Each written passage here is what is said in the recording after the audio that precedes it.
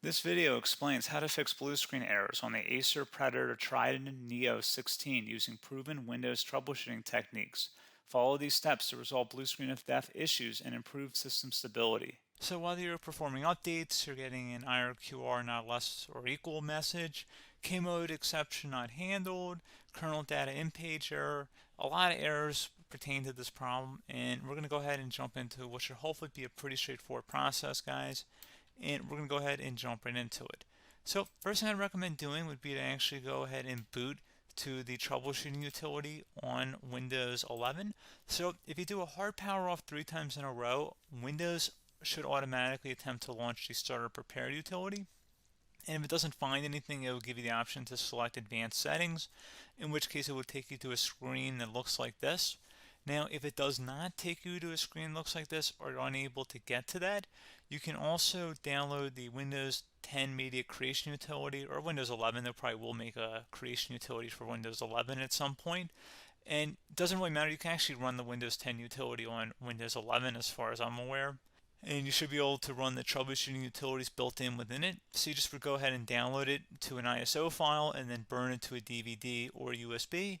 It'd have to be about 4 gigabytes or more. It couldn't be a small USB flash drive, and it couldn't be a CD. It'd have to be a DVD. And then you boot your computer from it. So depending on the computer manufacturer, you'd have to tap a different key on your keyboard in order to launch that menu, in order to select what boot drive you want to go off of. So it could be anything between the escape key, F2, F8, F12, for example. And those are the function keys on the top of your keyboard. So you may have to just do a little bit of trial and error. Shouldn't take you more than a couple minutes. Googling it would probably be best before you even begin. But anyway, we're ready to go ahead and jump right into it. So we're on the choose an option page. So these will look very similar whether you're booting from it directly within Windows itself, or if you're plugged in a USB flash drive with the media creation utility installed and you selected the recovery option. So when you are setting up your Windows 11 installation or Windows 10, depending on the drive you're using, there should be an option to repair your computer in the bottom left corner of the dialog window, one of the first screens that comes up. You go ahead and select that, and then it would take you to a troubleshooting screen like you see here. And you want to go ahead and select troubleshoot, reset your PC, or see advanced options. And then there are going to be a whole bunch of options in here that we're going to explore in today's video.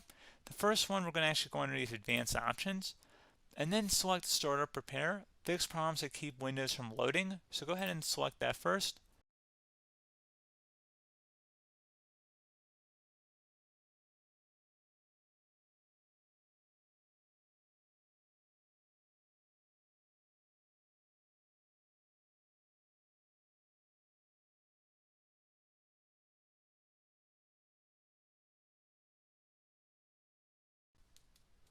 Okay, so you can see it could now repair our PC. That was our first option we could try. Something else, if we go back into advanced options here and then select troubleshoot, we're going to go underneath advanced options again. You can go ahead and actually access safe mode by selecting startup settings. And then if you select the restart button, you have the option on the screen select safe mode with networking, which will give you a key on the screen. It'll tell you which key to press to enter that. I believe it's the F7 key. It'll do that for you. I'm not going to go over that in today's tutorial because I don't really want to go into safe mode, but you're more than welcome to attempt that by going into here and then selecting restart. Again, it'll launch another screen. It'll say what key do you want to press, and it'll give you like 7 or 8 different options, and you want to select safe mode with networking. There's also an option for a command prompt too, but that's going to be something we're going to cover later in this video, and we don't even have to go through that in order to access it. So that's why I'm not going to really push for that, because unless you know exactly what's causing the problem, you probably don't need to go into safe mode. Unless you're trying to recover files, in which case then you definitely can go into safe mode, but we're trying to actually recover our computer here. So I hope that makes sense. Something else we can also try here as well would be to uninstall updates, remove recently installed quality or feature updates from Windows. So if you go ahead and select that, you can uninstall the latest quality updates, which generally is the more day-to-day updates. Feature updates are the less regularly released ones, like the big ones. I would equate it to service packs in like Windows 7 and Windows Vista and Windows XP. So larger updates that occur once or twice a year at most. And the quality updates are more just a regular update. So probably obviously depend. It'll take longer if you're going to try and uninstall the latest feature update versus quality update, and maybe you don't need to go back that far. So just giving you guys a couple pointers with that. Something else you can also look at here, and we're going to jump into the command prompt in a little bit, but you can select System Restore, which will use a restore point recorded on your PC to restore Windows. And this is something I would highly recommend here, guys. So select Next. Assuming you have a restore point saved on your computer, you go ahead and select the most recently created one, and you'll select Next, and then you'll select the drive. You shouldn't actually have to select the drive. You can scan for affected programs, but we're going to keep it all default here, and then we're going to select Finish. So once started, System Restore cannot be interrupted. Do you want to continue? I think we're going to select yes. I don't think we have anything better to do on our computer right now, so just give it a moment here to initialize. It will take a couple minutes to run, obviously depending on how large your hard drive is and how much is saved on the System Restore point. So just give it a couple minutes here.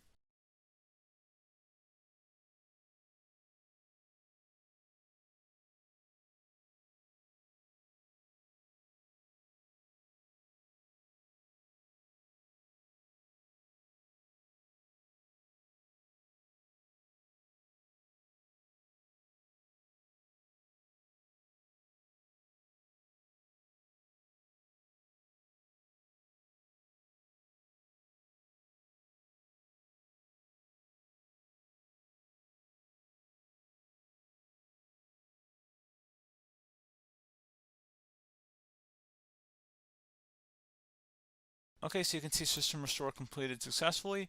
The system has been restored. Your documents have not been affected. Click the Restart button to restart your computer. Go ahead and select Restart.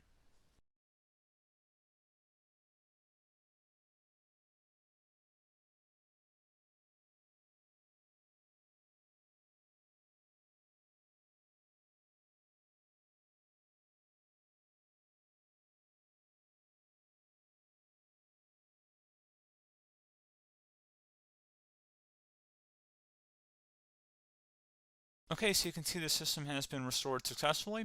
We're going to go over a couple different methods in addition to that if that did not work. So I'm just going to pause the video and we're going to start back on the recovery screen that we started with. Okay, so a couple other things we can try here too. If you go back into troubleshoot, you can select reset your PC, while you choose to keep or remove your personal files and then reinstalls Windows. You can select to keep my files, which will remove apps and settings but keeps your personal files. You can also select remove everything, which will remove all of your personal files, apps, and settings. So this is more of a factory reset, the second option here. First option, it should not delete all of your personal files. However, it will pretty much clear most of your programs. And keep in mind, there's no guarantee that your information, number one, is even still available and easily recoverable on your computer to the point that you actually would be able to recover anything. And the second point is that there's always a chance that it won't actually recover and it will just do a factory reset anyway. So there's no guarantee that actually would keep your files anyway. So I would recommend trying to get a recovery tool and backing that up first before selecting it anyway. But again, those are a couple of different options. And then something else you can try here if you go back to the choose an option. Another option, if you go underneath choose an option and select troubleshoot, advanced options, and now select where it says command prompt. Okay, so the first thing we should do is type our main hard drive here. In most cases, it should be the C drive. So you just do a C colon and then hit enter on your keyboard. So once you're underneath the C drive, we're going to type in dir and then hit enter on your keyboard. It should have program files, users, and Windows all in there. That's how you know you're in the right directory.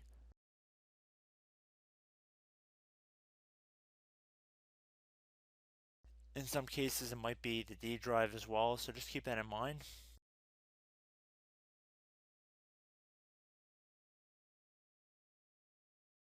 Next thing we're going to do is type in cd space / Windows / system 32 / config,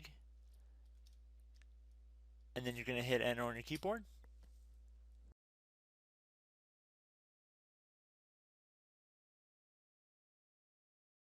So now you're going to type md space backup.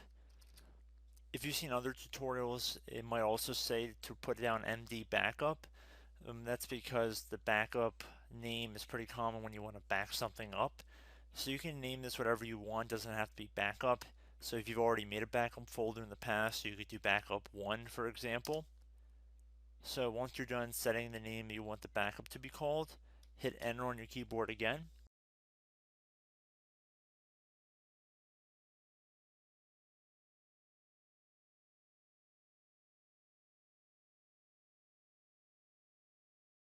At this point, you want to type copy, C-O-P-Y, space. Then you want to do the star symbol above the 8 key. Then do a period or a dot, whatever you want to call it. Then another star sign, and then another space, and then type backup, and then hit enter on your keyboard.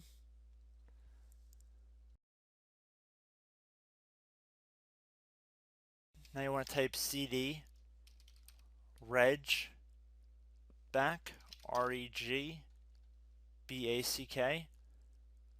and then hit enter on your keyboard. So now that we are under the reg back, so now you want to type dir again, and then hit enter.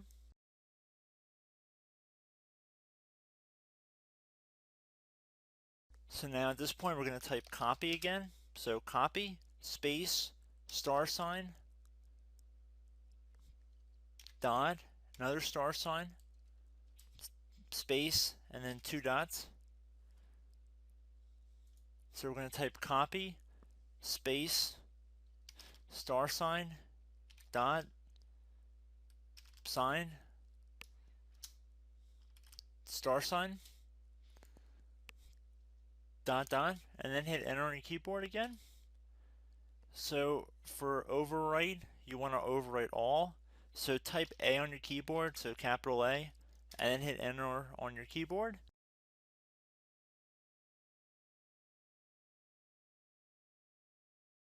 So at this point, you should be good to go. You can close out of the command prompt window. And if you accidentally continue to Windows 10, you should be all set. So I hope one of these 3 or 4 different methods we went through in this tutorial helped you guys out. Again, I'm not sure if you guys heard me earlier, but try to go back into your safe mode if possible and uninstall any programs you know might be conflicting with the Windows startup if you can get into safe mode. So just keep that in mind. Something very simple like that could be blocking up everything. So again, I hope this tutorial helped you guys out, and I will catch you in the next tutorial. Goodbye.